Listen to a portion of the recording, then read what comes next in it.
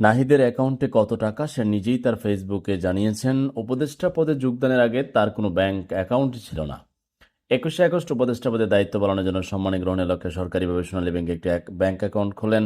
উক্ত অ্যাকাউন্টে ২০২৪ সালের ২১শে আগস্ট থেকে ২০২৫ সালের ২৬শে ফেব্রুয়ারি পর্যন্ত লেনদেনের হিসাব জনগণের কাছে উপস্থাপন করেছেন।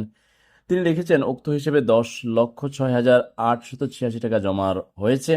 এর মধ্যে ৯,৯৬,১৮৮ টাকা উত্তোলন হয়েছে।